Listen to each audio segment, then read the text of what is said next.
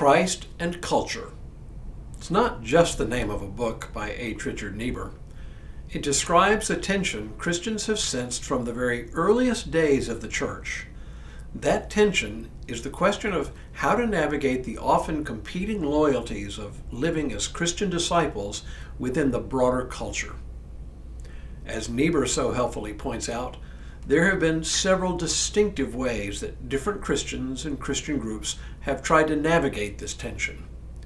What I want to do today, before we move on, is say something about why Niebuhr wrote this book, what his underlying purpose is. I think that can help us understand why this book has remained in print for over 75 years now. More than that, knowing his purpose might even help us navigate today's contentious and often chaotic social and political landscape, where people often cannot even agree on facts. Niebuhr can't help us solve our current situation, but his words can help us think more clearly about where we are today.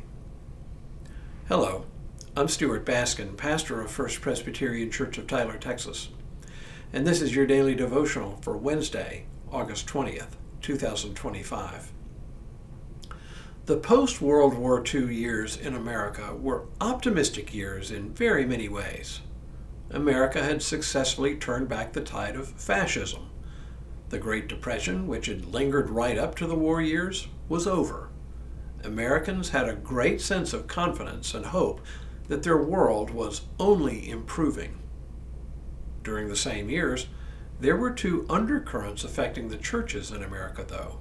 On the one hand, there was a great ecumenical movement in which churches from widely divergent traditions were engaging in important conversations to discover ways to work together in ministry and perhaps even heal long-term divisions. On the other hand, there was an increasingly contentious fight between fundamentalists and modernists. Their own words, not mine. Our own Presbyterian Church saw dramatic fights that tore the church apart over issues related to biblical interpretation and authority. Against this backdrop, H. Richard Niebuhr, then in the zenith of his career, was invited to deliver a series of lectures at Austin Presbyterian Theological Seminary. In the winter of 1949, he delivered those lectures, which 2 years later, in 1951, appeared as the book, Christ and Culture. Niebuhr was the less famous of two theologian brothers. His older brother, Reinhold Niebuhr, was widely known to nearly all Americans as the voice of the ecumenical and modernist wing of the church in America, having appeared on the cover of Time magazine in March of 1948. So when H. Richard Niebuhr produced these lectures and this book, he was writing in a time when tensions between the different wings of the church in America were flying apart, even as the ecumenical movement was trying to hold them together.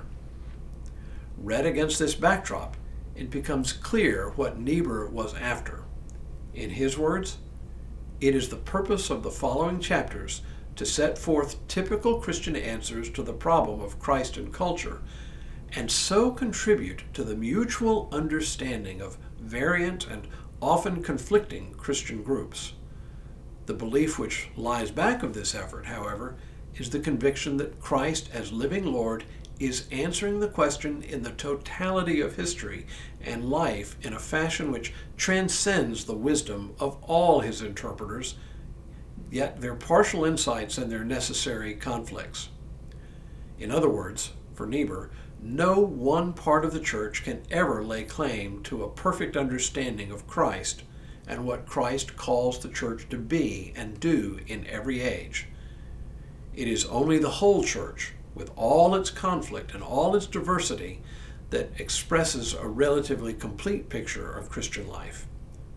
Christian groups may and do differ, but they are still together the church.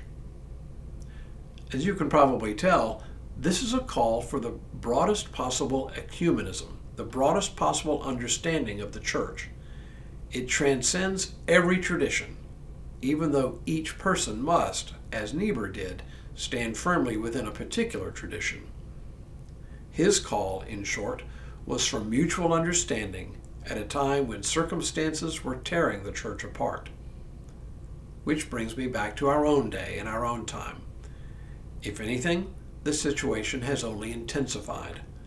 Evangelical Christianity and the old mainline churches are barely on speaking terms these days.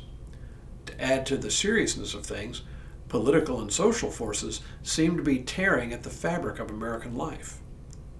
Can we learn to appreciate one another? Perhaps. My own hope is that by the time we've walked through this little book, we can see a way forward through these fractious times. Tomorrow, I'll begin walking us through Niebuhr's methodology. He analyzes the different strains of Christianity through the lens of several different theological polarities. There's that word again, polarities. It is important to understand that these polarities, it's important to understand these polarities if we want to understand the different theological traditions and how we all fit together. But for now, may God continue to bless you and keep you in all that you do, this day and in all the days ahead.